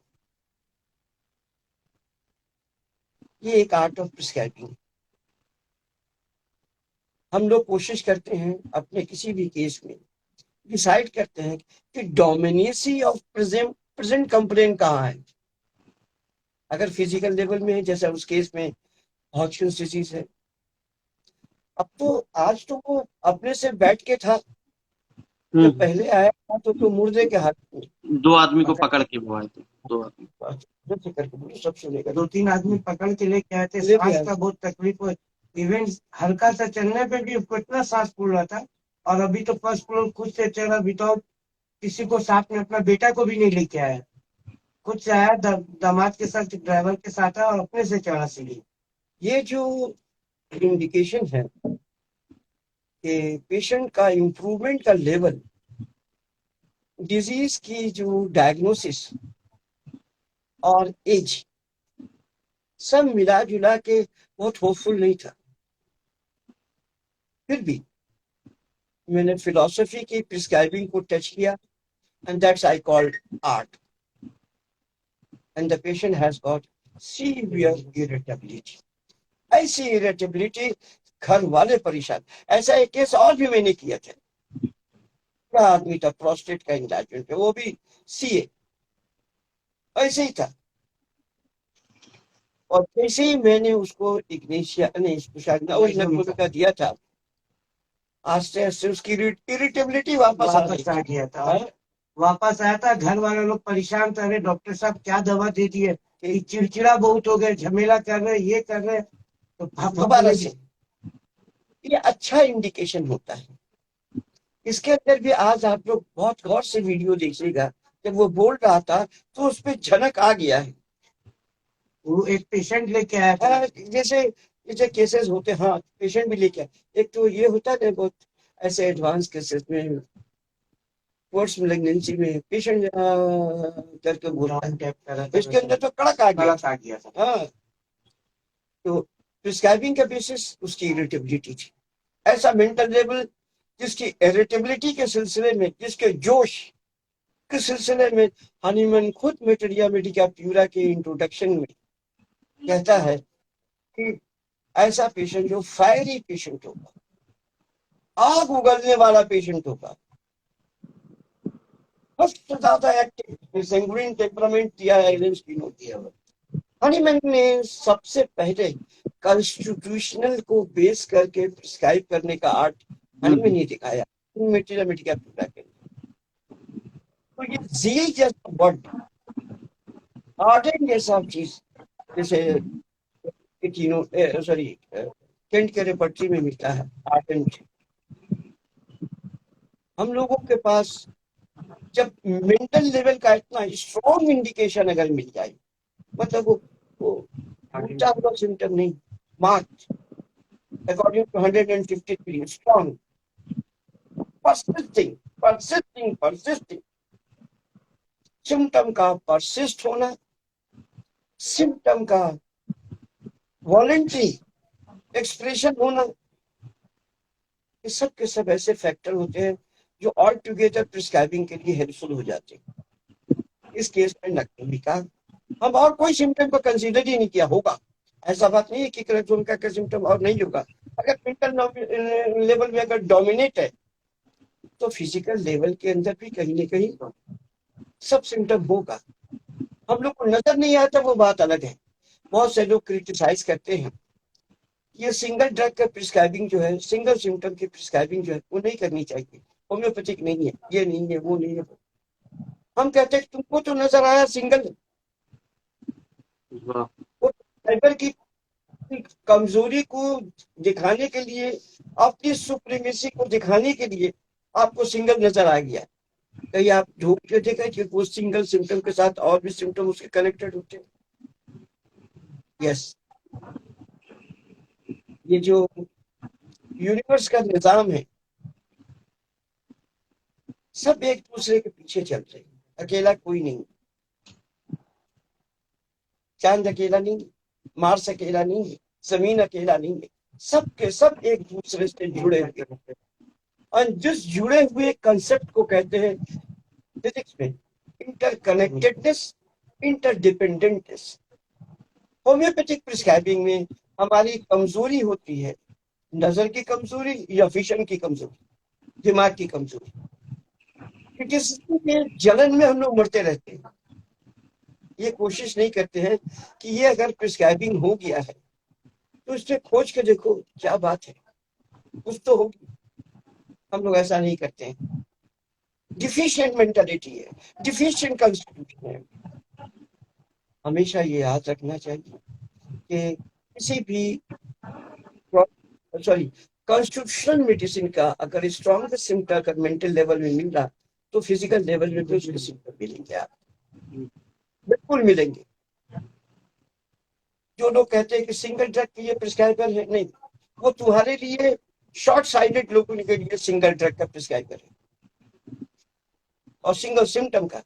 अच्छा, उसके पीछे आस पास इंटरकनेक्टेडनेस, इंटरडिपेंडेंटनेस, अगर ऐसा नहीं होता तो आज दुनिया खत्म हो गया होता। ठीक, इसे ऐसा नहीं होता कि क्योर होता ही नहीं, रिजल्ट अच्छा होता ही नहीं। तो ये जो एलेंस की नोट है इसमें एक एक सिम्टम का डिपेंडेंस एंड कनेक्टेडनेस इतना स्ट्रॉन्ग है कि सबका स्टडी आपको ये बताएगा कि द फिलोसफिकल प्रिस्क्राइबिंग। एलन की नोट नहीं है, एलन की नोट्स है, सिंगुलर नहीं। हम लोग सिंगुलर बोल देते हैं जल्दी में, ऐसा में वैसा में, जैसे कभी हम बोल रहे हैं। देखो नक्श भूमिका में उसका अपीयरेंस कैसा है, आप तो बहुत अच्छे से गौर से देखिए उस पेशेंट को, चिड़चिड़ा, चेहरे से चिड़चिड़ा लगता है। अभी भी थोड़ा ठीक हो रहा था तो उसका जो सैंग्विन टेम्परामेंट है वो बाहर निकल गया। एक्टिव था, बहुत खुश था और बहुत खुशी के साथ अपना इंटरव्यू भी दिया। अगर ऐसा नहीं होता तो हम लोग शायद वो हम हमारे साथ कोऑपरेट नहीं करता। बिल्कुल एक बार हम कहेंगे आपको जो बहुत अच्छे स्टूडेंट है, पढ़ना चाहते हैं, हमारे ग्रुप में ऐसे 2-4 आदमी को मैं जानता हूँ पर्सनली नहीं, लेकिन उनके क्वेश्चन से, उनका अटेंडेंस से ये पता लगता है कि लोग बहुत सिंसियर हैं होम्योपैथी प्रैक्टिस। उनको चाहिए कि एक बार मेडिकल ब्यूरो तो जरूर पढ़े, specially introductory part of every drug. आप पहले भूमिका को पढ़िए ना, आप देखिए, फिर आप लोग को बताएंगे किसी चीज को प्रिस्क्राइबिंग पॉइंट ऑफ व्यू से क्रॉनिक डिजीज को पढ़ने, प्रिस्क्राइबिंग पॉइंट ऑफ व्यू से मेटेरिया मेडिका को पढ़ने की। और जगह ऐसी चीज हम लोग आसानी से इग्नोर करते हैं due to our poor understanding. तो इस केस में मेरे लिए इतना ही बहुत था, and I prefer to prescribe Naxomed, क्योंकि मैं ये जानता हूँ whatever may be the name of the disease, if you have got serious level on the physical level disease and the dominating symptom of the mental level, justification for prescribing is okay. I choose LM1 only because of that. That is, advanced cases need repetitions. Number 2, they get, जब थोड़ा सा ऊंच नीच होगा तो हम लोग कब बढ़ा के कम करके उसको मैनेज कर सकते हैं। एक बार सेंटीमीटर पोटेंशियल अगर बढ़ जाता तो फिर उसको विड्रॉ करना बड़ा मुश्किल था। That is one of the strong benefit of LM. इसलिए हम उस एडवांस केसेस के अंदर, मैलिग्नेंट केसेस के अंदर कोशिश करते हैं कि हम प्रिस्क्राइबिंग जो है एलएम पोटेंसी में जरूरत पड़े तो विड्रॉ कर सके, जरूरत करने पर उसको कब बढ़ा सके, डाइल्यूट कर सके मोर एंड मोर। डाइल्यूशन होने से होम्योपैथी के अंदर देखो, इनको इनका क्वेश्चन देखते रहोगे तो हम देख रहे। तो ऐसे केसेस के अंदर हम लोगों को एक बात ध्यान में रखना चाहिए के प्रिस्क्राइबिंग के लिए, होम्योपैथी सक्सेस के लिए माइजम बड़ा इंपॉर्टेंट फैक्टर था। सिमिलिया के प्रिंसिपल को हनीमैन सक्सेस दिखाता रहा। एक अगर ऐसा भी आया तकरीबन 1812 की बात है कि उसका सिमिलिया फेल होने लगा।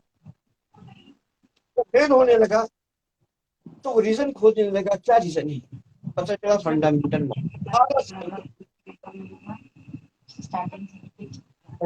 कॉज है, that is miasm. So miasm के केसेस में हो जाने के बाद फिर हनीमैन फिर परेशान रहा पोटेंशियल, एंड लास्ट ब्रेथ तक he came to a conclusion to make suitable, easy, rapid and gentle prescribing result में एलम पोटेंसी के जरिए हो सकती। तो 6th एडिशन में उन्होंने खुल के बात की, लास्ट स्टेज था उनका। और अब हम लोग की यह है कि बहुत अच्छे से 6 एलम पोटेंसी को और उसकी ब्यूटी को, उसके सक्सेस को सारे अपने प्रोफेशन में लोगों को दिखाए। कोई प्रेजुडिस नहीं होना चाहिए। हम समझते हैं कि ये केस लोगों को समझ में आ गया होगा एक्सप्लेन कर देने से। भूमिका हम बहुत ज्यादा जो प्रिस्क्राइबिंग की बात वही करते हैं, हम ऐसा नहीं कि और दूसरा चीजें का बना उना के इतना दिखाते हैं, ऐसा होना चाहिए। इससे हमारा प्रोफेशन गुमराह हो जाएगा। जो जितनी बात है उतनी बताओ, वो कहीं आज का बच्चा अगर पढ़ ले, समझ ले, सीख ले और प्रिस्क्राइबिंग कर ले, I can claim that homeopathy is going to be, profession is going to be progressive. हमको प्रोग्रेसिव प्रोफेशन चाहिए। हमको ऐसा, ये क्वेश्चन कोई और है देख लो। नहीं, क्वेश्चन तो ऐसी कुछ नहीं है अभी, लेकिन एक बात हम बोलना चाहेंगे पापा कि यहाँ पे मिटेरिया मेडिका पढ़ने से ये होगा कि पूरा इतना पढ़ना पड़ेगा। तो जब हमको एक कंप्यूटर में टाइप करके एक रूब्रिक निकाल के एक सिम्टम अगर आके हम मेडिसिन दे दे तो हम वो क्यों ना करें। तो लोगों के दिमाग में रूब्रिक का कील इतना ठोक दिया जाता है कि अब मिटेरिया मेडिका उतना पढ़ने की क्या जरूरत है, यहाँ से सारे रूब्रिक मिल जा रहे। अब उनके जो गुरु है वो भी वापस आ रहे कि ओल्ड टीचिंग ऑफ होम्योपैथी, क्योंकि अब रेयर मेडिसिन पढ़ा के देख लिए, तो अब ओल्ड टीचिंग ऑफ होम्योपैथिक पे आना पड़ता है। और लोग नाम देते हैं कि क्लासिकल होम्योपैथी टीचिंग स्टूडेंट को हम पढ़ाएंगे क्लासिकल होम्योपैथी, और उसमें क्लासिकल बुक की रेफरेंस ही नहीं रहता है, क्लासिकल बुक का अप्रोच ही नहीं रहता है कि हम उससे टीच करें। तो ये भी रीजन रहा है कि मिटेरिया मेडिका जैसे कि एक एक सिम्टम, आप जैसे कि हम लोग को अभी औरम मेट का बताएं कि सब वो सोचता है डिप्रेस है, सदमा में है, ऐसा है, दुख ऐसा, लेकिन एक वर्ड सिंपल वो एक्सप्लेन करने वाला नहीं है, वो समझाने वाला नहीं है। जैसे लाइवली, अभी आपने कुछ उसको डिस्क्राइब नहीं किया जिस तरह से आपने हम लोग को एक्सप्लेन किया था। अब वो लाइवली वाली बात जो आपने दिखाई थी, बहुत कुछ है इसमें। तो उसी पे कि अगर जैसे कि आप नेक्स्ट आपका वेबिनार होने वाला है, जैसे कि हम लोग आप कहते हैं कि फीमेल कॉन्स्टिट्यूशन, फीमेल डिजीज के बारे आपने कभी एक्सप्लेन नहीं किया कि ये बीमारी है, चाहे वो पीसीओडी हो, चाहे अमेनोरिया हो, चाहे डिस्मेनोरिया हो, चाहे ल्यूकेरिया, कुछ भी नहीं। एक कॉन्स्टिट्यूशन, अगर ये कॉन्स्टिट्यूशन है, चाहे इसमें होल ऐसा कुछ भी आ जाएगा, हम इसको ये देंगे। जो हमारी 5 सीरीज चल रही है 5 मंथ से, तो सिर्फ क्लासिकल बोलने से नहीं, क्लासिकल एक्सप्लेन करने से होता है। सब ये सब नहीं बोलना चाहिए, हम लोगों को ये बोलने की जरूरत नहीं है। बात क्या है कि कौन क्लासिकल है कौन नहीं है, ये बेड टाइप डिसाइड करेगा, पेशेंट डिसाइड करेगा, हम नहीं, आप नहीं। दूसरी बात ये है कि मैं जो बहुत कम कंप्यूटर को बहुत इनकरेज नहीं करते हैं, इसलिए कि ये चीज आपके दिमाग में, आपकी जो मेंटल एबिलिटी है ना, नेचुरल एबिलिटी, वो सप्रेस कर देती है। आप गुलाम हो जाते हो, टिक टाक टिक टाक टिक टाक। आपका जो फर्टाइल ब्रेन जो मालिक ने दिया है, उसको जब तक काम में नहीं लगाते रहोगे, तब तक आपके प्रिस्क्राइबिंग का आर्ट डेवलप नहीं होगा। और ये मटेरियल पढ़ने में ही होता है। अपने माइंड को छोड़ दोगे, भूखा छोड़ दोगे, दिमाग तो भूख है ना, उसकी भूख क्या है? स्टडी। उसकी भूख क्या है? नॉलेज। वो आप नहीं फीड कर रहे हो तो उसके अंदर डिसयूज सिंड्रोम डेवलप हो जाएगा। इसलिए नहीं, ऐसा भी नहीं है कि कभी कभी मेरे इंट्यूशन प्रिस्क्राइबिंग में मेरे इंट्यूशन बहुत होता है, बट मेरे इंट्यूशन को कोई बहुत अच्छी तरह लगाम लगा के खड़ा कर देता है। वो रेपटरी भी है, वो मेटेरिया भी है। बिल्कुल। आदमी लोग अभी भी, हम लोग होम्योपैथिक फिजिशियन को वन साइडेड नहीं होना चाहिए, एक्सेंट्रिक नहीं होना चाहिए, झक्की नहीं होना चाहिए, ओपन माइंडेड। रेपटरी की जरूरत है, मोस्ट वेलकम मेटेरिया की जरूरत है, मोस्ट। बिल्कुल ये इतना एक्टिव ब्रेन, इतना एक्टिव मेंटालिटी, इतना एक्टिव कॉन्स्टिट्यूशन ऑरम मेटालिकम का। हम रिक्वेस्ट करेंगे जो मेट्रोपैथी के माहिर लोग हैं, एक बार मुझको दिखाएं largely expression of Aurum metallicum. एक बार रेपटरी से हमको दिखा देंगे लाइवली अप्रिशिएशन ऑफ आर्निका मोंटानी। हम पेन के साथ एक चेहरे पे मुस्कुराहट भी उसके साथ साथ एक फैक्टर को कंसीडर करते हैं आर्निका को प्रिस्क्राइबिंग के लिए। इस बोल्ड डिप्रेशन के साथ उसका एक lively attitude of arm metallicum हम जरूर करना चाहेंगे प्रिस्क्राइबिंग के। That is the artistic prescribing. और भी कुछ पूछना है आपको? कोई क्वेश्चन आपका नहीं है तो देखो, दूसरे लोगों का क्वेश्चन नहीं डिप्राइव हो जाए, लोग बोले कि नहीं, मेरा डिप्राइव नहीं, ऐसी ऐसी कोई क्वेश्चन नहीं। और कल आपका ये जून सेशन का लास्ट वेबिनार है। अब जुलाई में न्यू स्टार्ट होगा, फर्स्ट वीक ऑफ जुलाई से आपका नया वेबिनार का सेशन स्टार्ट होगा।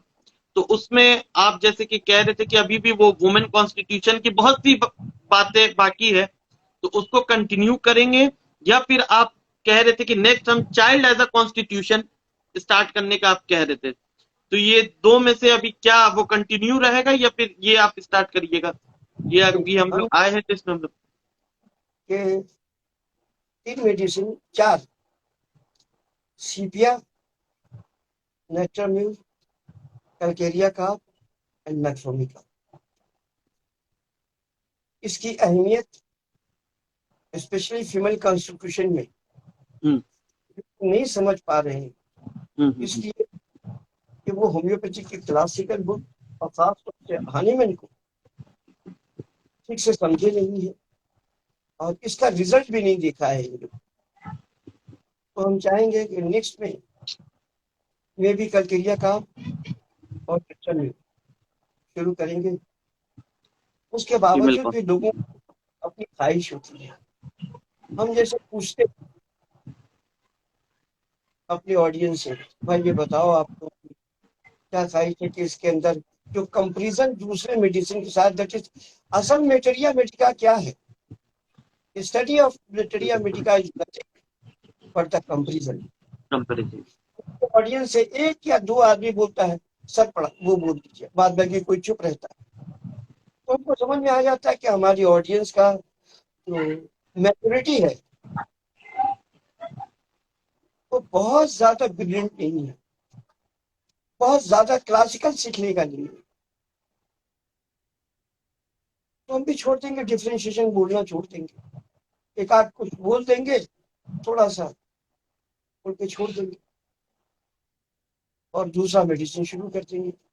हमारे प्रोफेशन में लोगों को जल्दी है सब कुछ जल्दी सीख लेने का। अगर मैच्योरिटी ऑफ द लेबर जो होता है प्रेगनेंसी, वो 9 महीना प्लस माइनस 10 डेज में होता है। अगर 3 महीने में अबॉर्शन, 2 महीना में अबॉर्शन, तो जो लोग हमसे ऐसा सीखना चाहते हैं तो वो अपनी नॉलेज को एबॉर्ट करना चाहते हैं। करें, अब क्या करेंगे? उसके बाद हमने ये भी प्लान किया है कि नहीं होगा बंद कर देंगे, हम नहीं बोलेंगे लोगों को, क्या फायदा बता के, कोई फायदा नहीं बोल के।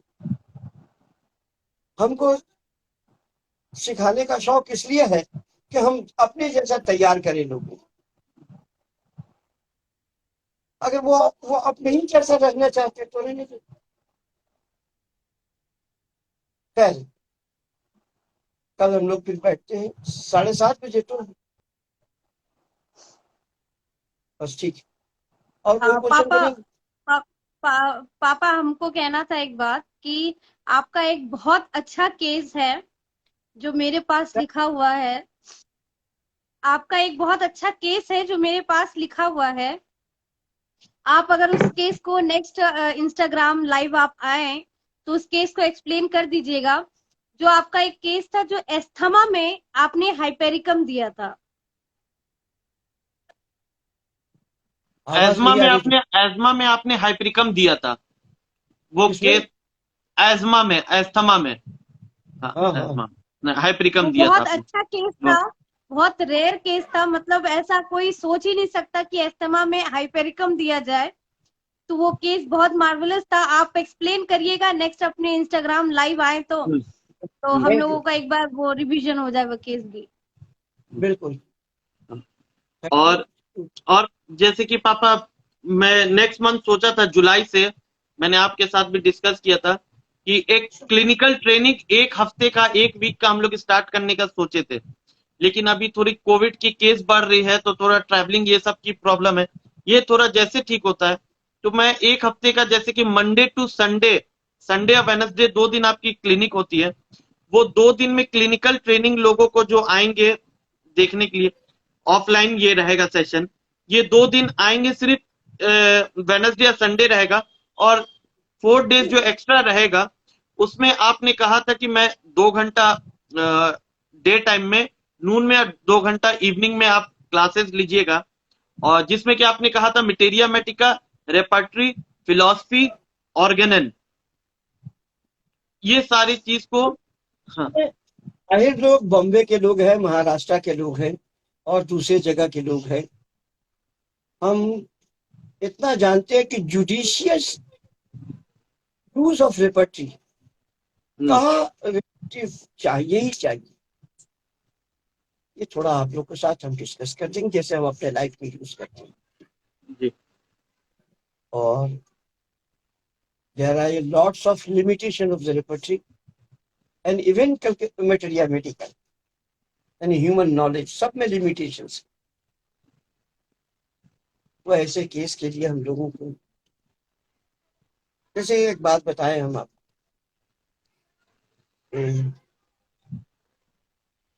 एक केस याद पड़ा है मुझको कि सर में बहुत दुखन होता है, आराम मिलता है उसको ऐसे खुरचने से पूरा।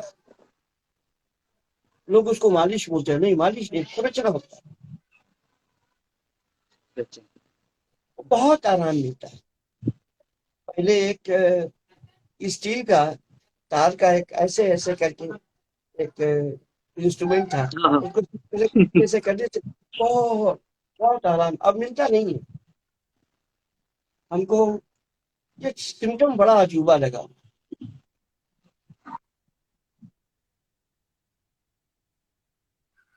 और हम लोग के पास केस भी है, हम भी इसको डिस्कस करेंगे फिर किसी तरह। ठीक है, इजाजत दो, हाँ हाँ चले फिर। जी थैंक्स जी। अडियर हाँ एंड तो से डॉक्टर जितेंद्र पटेल साहब, हाँ। जिनने बहुत कुछ किया था। Hope this session will make some enlightenment in your life of clinical practice। शुक्रिया, बहुत बहुत शुक्रिया। Thank you everyone, thank you. अस्सलाम वालेकुम पापा।